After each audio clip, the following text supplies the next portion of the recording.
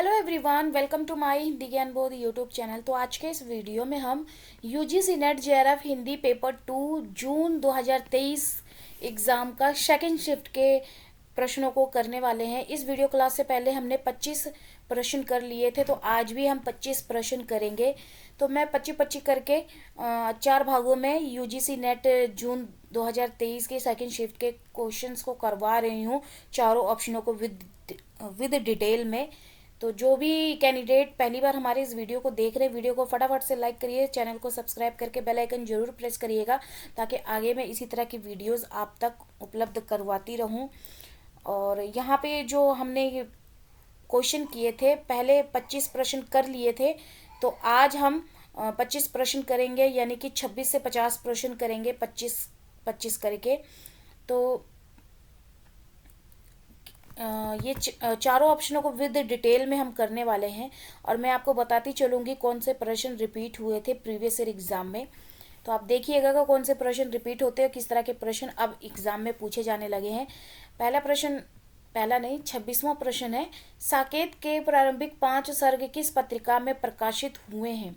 साकेत के पहले 5 सर्ग किस पत्रिका में प्रकाशित हुए हैं, तो ये आपने बताना है। तो ये प्रकाशित हुए हैं सरस्वती में, सरस्वती पत्रिका में प्रकाशित हुए हैं।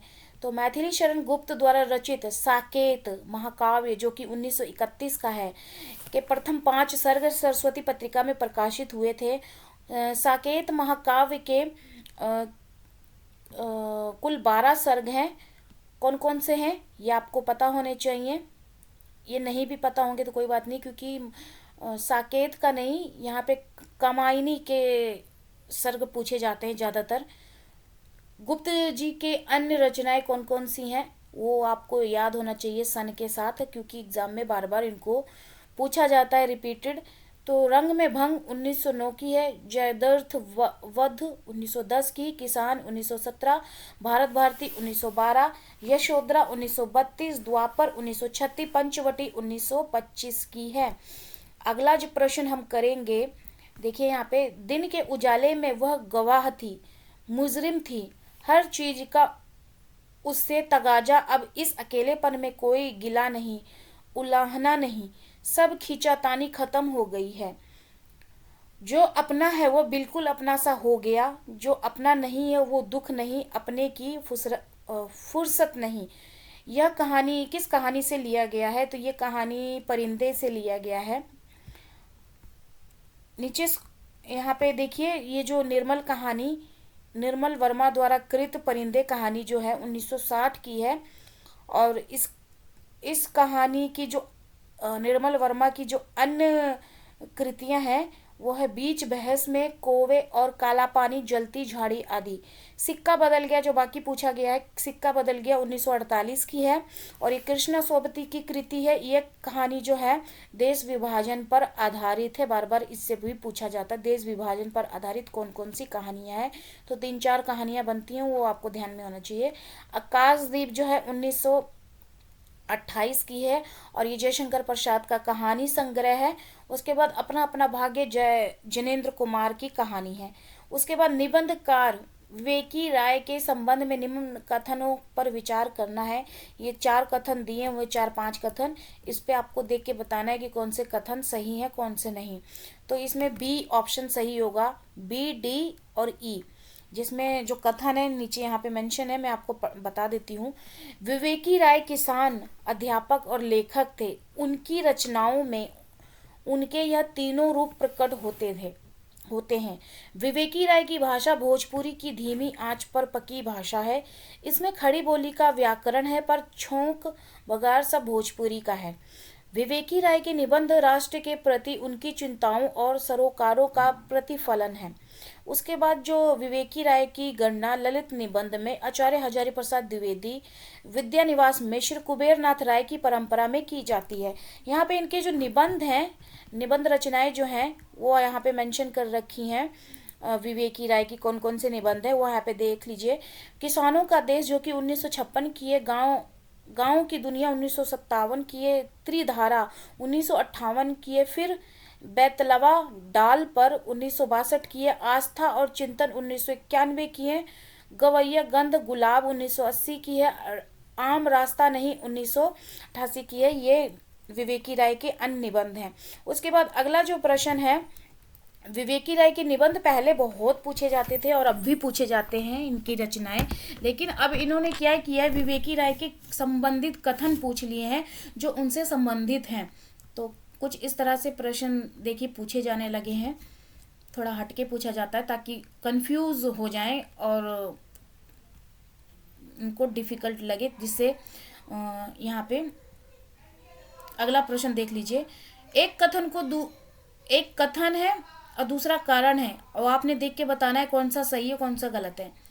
तो अभिकथन एक है, प्रयोगवादी कवि ने जिस नए सत्य के शोध और प्रेषण के नए माध्यम की खोज की घोषणा की थी, वह सत्य इसी मध्यवर्गीय समाज के व्यक्ति का सत्य था। कारण मध्यवर्गीय समाज के सत्य की अभिव्यक्ति प्रयोगवाद में पहली बार हुई है। अब इसमें कौन सा कथन सही है, तो इसमें देखिए जो कथन ए है अभिकथन, ये तो सही है, लेकिन जो इसकी व्याख्या की है आर कारण, ये गलत है, ये सही नहीं है। क्योंकि मध्यवर्गीय समाज के सत्य की अभिव्यक्ति प्रयोगवाद में पहली बार हुई है। प्रगतिवादशील लेखक संघ की स्थापना अप्रैल 1936 में लखनऊ में हुई थी। इसके प्रथम अध्यक्ष प्रेमचंद जी हैं, मुंशी प्रेमचंद। प्रगतिवाद के सैद्धांतिक आधार मार्क्स का द्वंद्वात्मक भौतिकवाद है। राजनीति के क्षेत्र में जो समाजवाद या साम्यवाद है, साहित्य के क्षेत्र में वही प्रगतिवाद है। ये लाइनें आप ध्यान में रखिएगा। अगला जो सूची 1 को सूची 2 के साथ मिलान करना है, आपने बताना है कौन सी रचना किसकी है। तो यहाँ पे देखिए बारिश में भीगते बच्चे ये किसकी है। यहाँ पे नीचे स्क्रॉल करेंगे तो यहाँ पे रचना और उनके रचनाकार दे रखे हैं। तो ये रामदर्श मिश्र की है, ये भी पहली बार पूछा गया। हवा में हस्ताक्षर, ये पहले भी एग्जाम में पूछा जा चुका है। तो ये कैलाश वाजपेयी की है। बेहतर दुनिया के लिए विश्वनाथ प्रसाद तिवारी की है। कविता में औरत, ये अनामिका की है। तो इसमें जो रिपीट प्रश्न है वो ऑप्शन है वो है हवा में हस्ताक्षर, तो ये कैलाश वाजपेयी का है। उसके बाद सूची 1 को सूची 2 के साथ सुमेलित करना है। विचारक को उनके सिद्धांत के साथ सुमेलित करना है, जिसमें अगर हम देखें तो इसमें जो ये सिद्धांत तो सारे रिपीट हुए हैं, लेकिन इसके विचारक कौन कौन से हैं ये आपको ध्यान में रखने हैं। पहले तो सिद्धांत पूछे जाते थे, लेकिन अब इनके विचारक भी पूछे जाने लगे हैं। तो बिंबवाद सिद्धांत के विचारक है C.D.W. ब्रे। अस्तित्ववाद के विचारक हैं अल्बेयर कामू, ये भी रिपीट है, ये पूछा जा चुका है पहले। उत्तर आधुनिकतावाद के जो विचारक हैं लयोतार हैं।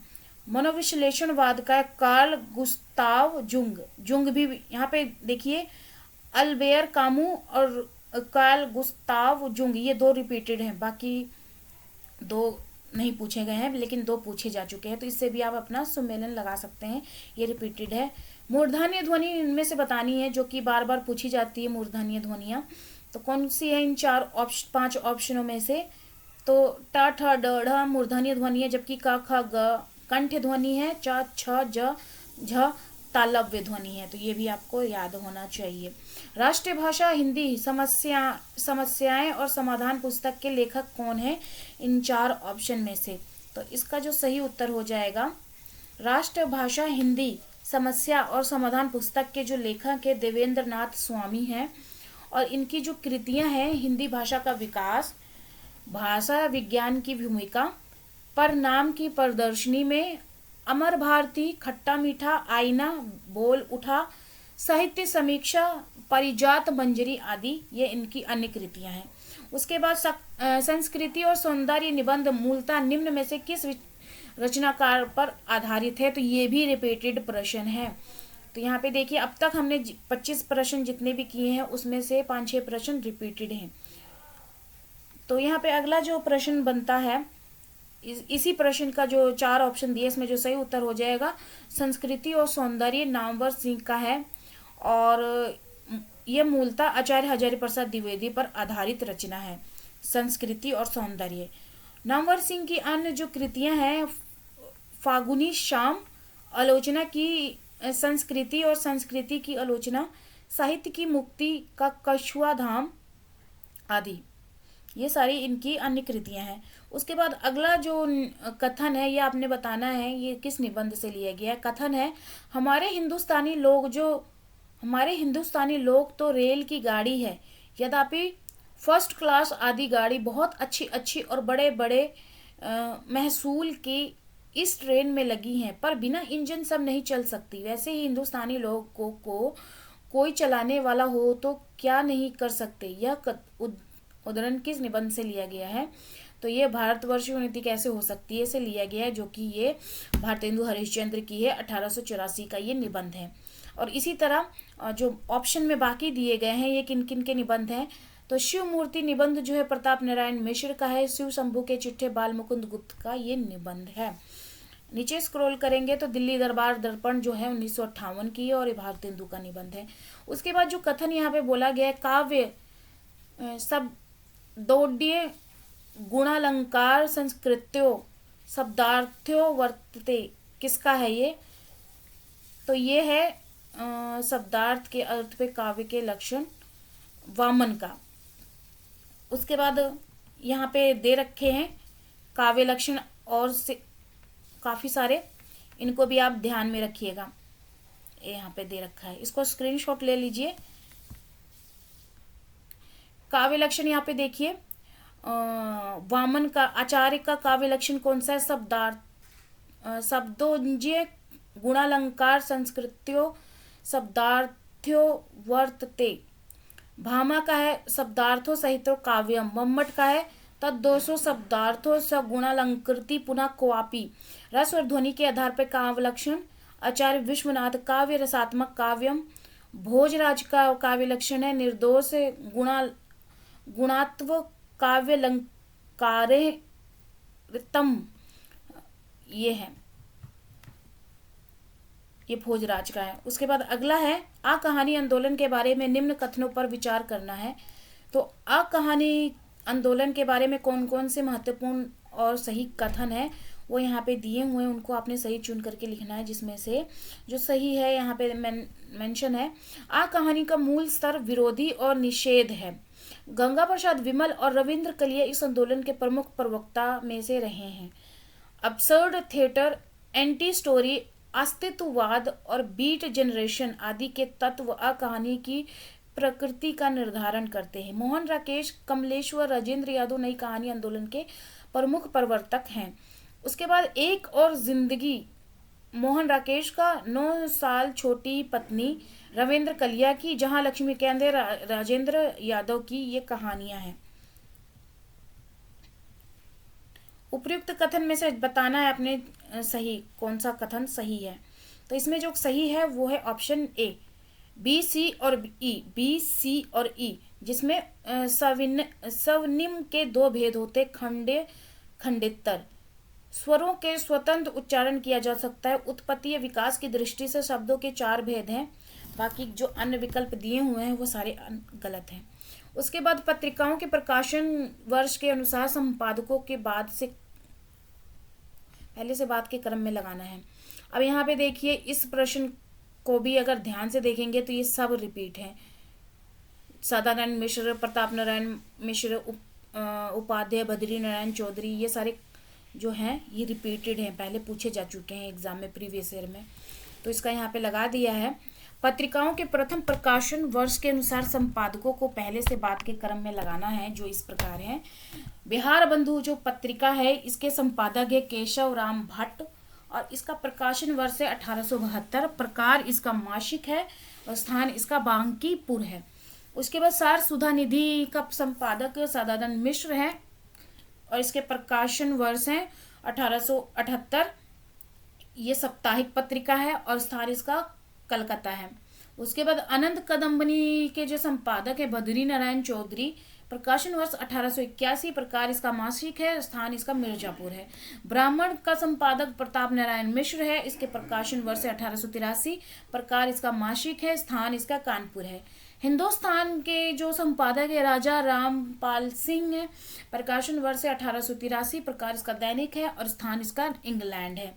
इसके बाद यहाँ पे उपन्यासों की कथा भाषा के संबंध में निम्नलिखित कथन बताना है आपने, कि इसमें जो ये दिए गए हैं किस तरह के ये उपन्यास की कथा भाषा के संबंध में। देखिए डिफरेंट उपन्यास दे दिए हैं और ये किस तरह के उपन्यास हैं। उससे संबंधित आपने सही और गलत को छांट के ये बताना है।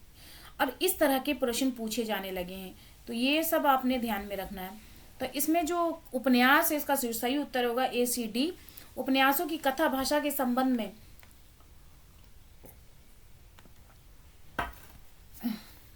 उपन्यासों की कथा भाषा के संबंध में निम्नलिखित कथा विचारणीय है, जिसमें श्रीलाल शुक्लकृत जो राम राग दरबारी उपन्यास में शब्द क्रीड़ा, श्लेष और बिंबों का व्यंग्यात्मक प्रयोग हुआ है। तो ये जो उपन्यास दिए हैं, इन उपन्यासों में किस किस भाषा का प्रयोग हुआ है, अगर डिटेल में अगर आपने पढ़ा होगा इन डेप्थ ये उपन्यास, तो आपको बेहतर पता कर पाएंगे, इसको अच्छे से छांट पाएंगे। फणीश्वर नाथ रेणु का जो मैला आंचल उपन्यास है, इसमें भाषिक मस्खरेपन का नाटकीय प्रयोग है। उसके बाद अगे कृतशेखर एक जीवनी उपन्यास में बिंब के दर्शनीय भाषिक छवियां हैं। बाणभट्ट की आत्मकथा की भाषा संस्कृतनिष्ठ, काव्यात्मक एवं अलंकृत है। यशपालकृत झूठा सच उपन्यास देश विभाजन पर आधारित है। तो बाकी जो दी हुई है यहाँ पे गलत उपन्यास की कथा भाषा के संबंध में जो गलत दिया है उसके रिगार्डिंग भी नीचे यहाँ पे सही कथन यहाँ पे लगा दिया है, वो आप देख लीजिएगा। उसके बाद कालक्रम को व्यवस्थित करना है, तो ये भी रिपीटेड प्रश्न है। तो रस गंगाधर, चंद्रा लोक, साहित्य दर्पण, काव्य अनुशासन, राष्ट्र मीमांसा, ये सब रिपीटेड है। तो काव्य अनुशासन जो है इसके जो आचार्य हैं, आचार्य हेमचंद्र जो कि 12वीं सदी के हैं, चंद्रालोक जयदेव के हैं जो कि 13वीं सदी के हैं, साहित्य दर्पण विश्वनाथ की है जो कि 14वीं सदी के हैं, रस गंगाधर इसके जो आचार्य हैं पंडित राज जगन्नाथ 17वीं सदी के हैं, रस मीमांसा रामचंद्र शुक्ल जो कि ये 19वीं सदी के हैं, और इनका एक सीक्वेंस में लगाया हुआ है, इनको देख लीजिए। उसके बाद हिंदी भाषा में सबसे पहले खेला गया मंचित नाटक कौन सा है? ये 4 ऑप्शन में से जो सही होगा जानकी मंगल। जानकी मंगल को हिंदी भाषा में सबसे पहले खेला गया मंचित नाटक है। हिंदी भाषा में सबसे पहले खेला गया मंचित नाटक शीतला प्रसाद त्रिपाठी का जानकी मंगल है, जिसे 1868 में काशी में खेला गया था, जिसमें लक्ष्मण का अभिनय भारतेंदु हरिश्चंद्र ने किया था। उसके बाद गोपाल चंद्र जो कि गिरधर दास कृत इनका नहुस 1859 नाटक को भारतेंदु हरिश्चंद्र को हिंदी का प्रथम नाटक माना जाता है। शकुंतला जो कि 1962 की है, इसके नाटक जो राजा लक्ष्मण सिंह का तथा विद्या सुंदर 1868 नाटक भारतेंदु हरिश्चंद्र जी का है। तो ये भी जो अलग कथन लगाए हुए इनको ध्यान में रखिएगा। अब उस उपन्यास को उनके पात्रों के साथ सुमेलित करना है। तो ये सारे उपन्यास और इनके पात्र पहले बहुत पूछे जा चुके हैं, इनके पात्र। तो ये आपका काम है कि इन सारे महत्वपूर्ण जो उपन्यास हैं इनके पात्र, आप स्त्री हो चाहे पुरुष हो, सारे पात्रों के नाम आपको ध्यान में होनी चाहिए, ताकि आए तो आप आराम से लगा पाए। तो बेनी माधव जो कि है ये भी रिपीटेड है, और ये उपन्यास है मानस का हंस, और इसके रचनाकार है अमृतलाल नागर। पटेश्वरी जो पात्र है ये गोदान का है, और इसका रचनाकार है प्रेमचंद। शकल द्वीप मैला आंचल का है, और इसके रचनाकार हैं फणीश्वर नाथ रेणु। नरोत्तम जो है पात्र ये झूठा सच उपन्यास का है, उसके रचनाकार हैं यशपाल। उसके बाद मिथक के संबंध में उचित कथन बताना है। मिथक के संबंध में उचित कथन बताना है। ये सारे मिथक के संबंध में बताए गए हैं, तो इसको छांट के यहाँ पे लगा दिया है।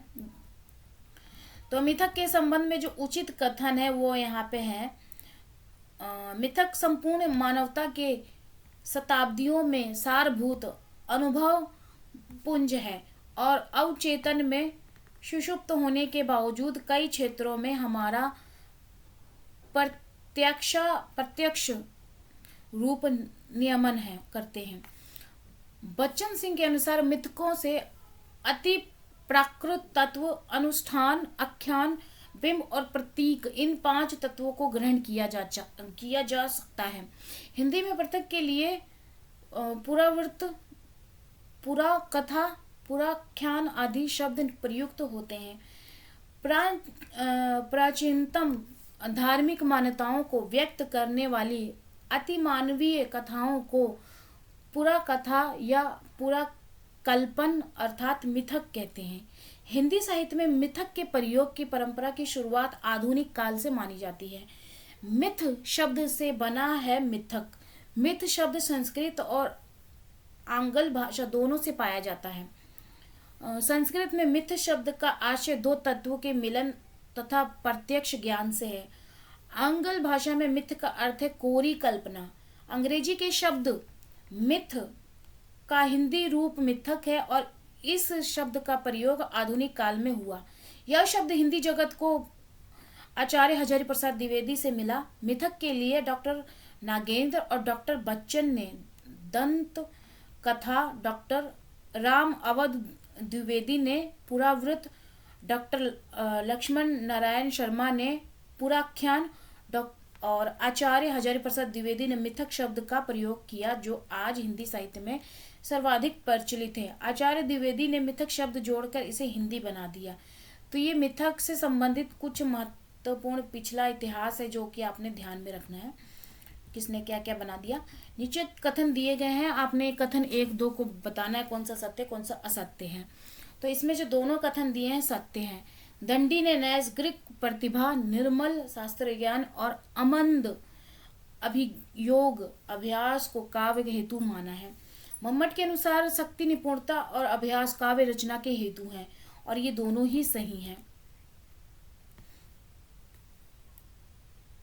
नीचे स्क्रॉल करेंगे तो यहाँ पे मेंशन किया हुआ है भामा का काव्य हेतु प्रतिभा है, दंडी का काव्य हेतु प्रतिभा शास्त्र ज्ञान अभ्यास है, रुद्रट कुंतक का काव्य हेतु शक्ति व्युत्पत्ति अभ्यास है, वामन का काव्य हेतु लोक व्यवहार विद्या पर कीर्ण है, जयदेव का मूल प्रतिभा व्युत्पत्ति अभ्यास सहायक है, मम्मट का काव्य हेतु शक्ति निपुणता अभ्यास है, हेमचंद्र का काव्य हेतु केवल प्रतिभा और जगन्नाथ का भी केवल प्रतिभा है।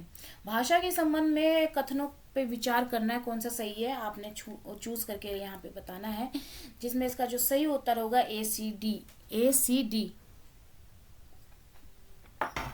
मानव भाषा में भूमिकाओं के परस्पर परिवर्तनीयता होती है। मानव भाषा यादृच्छिक होती है। भाषा द्वैतता को अभिरचना की द्वैतता भी कहते हैं और ये सही है। और इसके भाषा के संबंध में अन्य दिए गए हैं कि यहाँ भाषा से आशय है मनुष्य की भाषा तथा अभिलक्षण से आशय है विशेषता व मूलभूत लक्षण। किसी भी वस्तु की अभिलक्षण उसे अन्य सभी प्राणियों की भाषाओं से अलग करती है।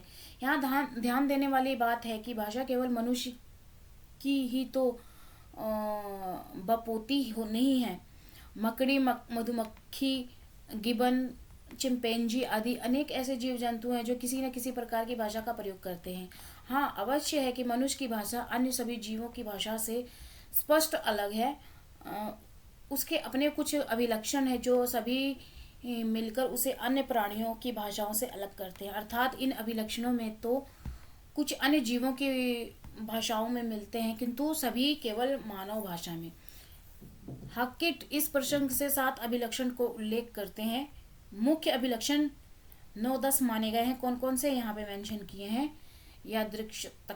यादृच्छिकता, सृजनात्मकता, अनुकरण ग्रहता, परिवर्तनशीलता, विविधता, द्वैतता, भूमिकाओं की परस्पर परिवर्तनीयता, अंतर्णता, मौखिकता, असहज वृत्तिकता।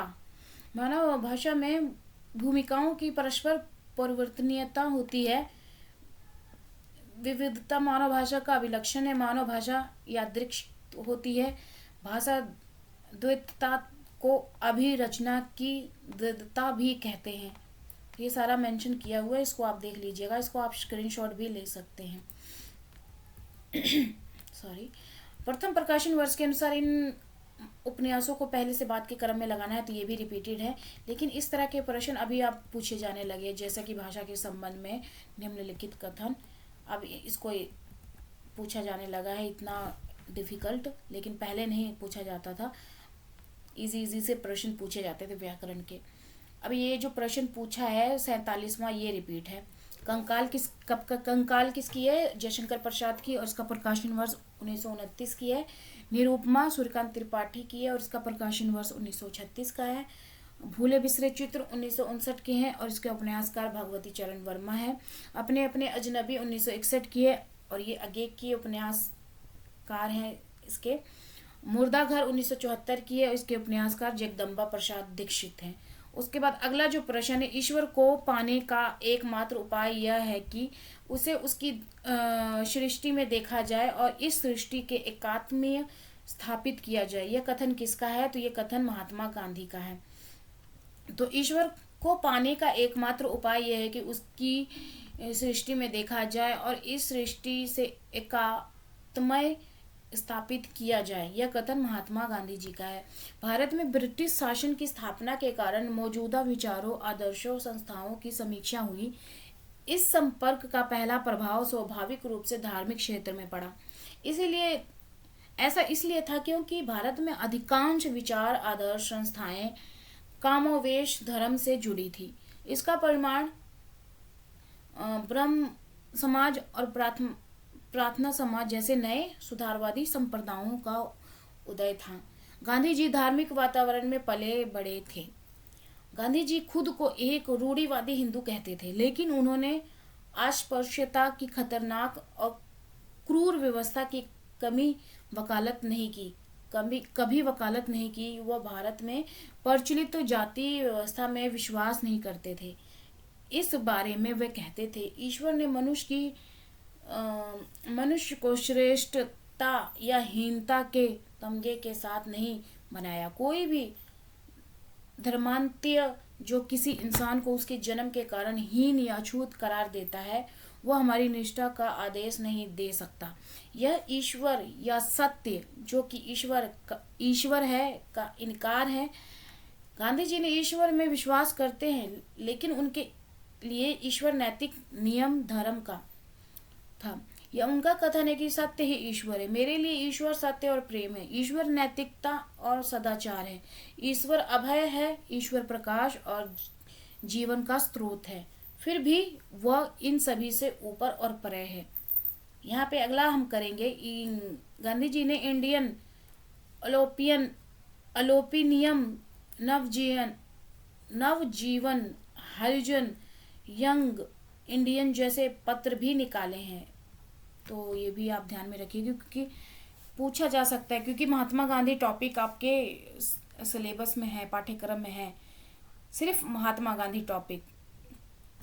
तो महात्मा गांधी से संबंधित कौन कौन से पत्र निकाले? इंडियन ओपिनियम, नवजीवन, हरिजन तथा यंग इंडियन जैसे पत्र निकाले हैं। तो इनको आप ध्यान में रखिएगा। आगे करें इससे पहले अगर आप हमारे टेलीग्राम चैनल और व्हाट्सएप ग्रुप के साथ जुड़ना चाहते हैं तो वीडियो के डिस्क्रिप्शन में आपको लिंक मिल जाएगा। वहाँ पे मैं असिस्टेंट प्रोफेसर की PhD update, permanent school teacher recruitment update plus competitive exam के क्वेश्चंस करवाती हूँ, पीडीएफ उपलब्ध करवाती हूँ। अगर आप ज्वाइन होना चाहते हैं टेलीग्राम चैनल व्हाट्सएप ग्रुप के साथ फ्री ऑफ कॉस्ट, वीडियो के डिस्क्रिप्शन में आपको लिंक मिल जाएगा, वहाँ से आप जुड़ सकते हैं, ज्वाइन हो सकते हैं। निम्न में से कौन अगले द्वारा रचित कहानी नहीं है? तो ये भी पूछा जा चुका है, रिपीटेड प्रश्न है। तो नदी के द्वीप अगले द्वारा रचित कहानी नहीं है ये, बल्कि ये उनके द्वारा रचित उपन्यास विधा की रचना है।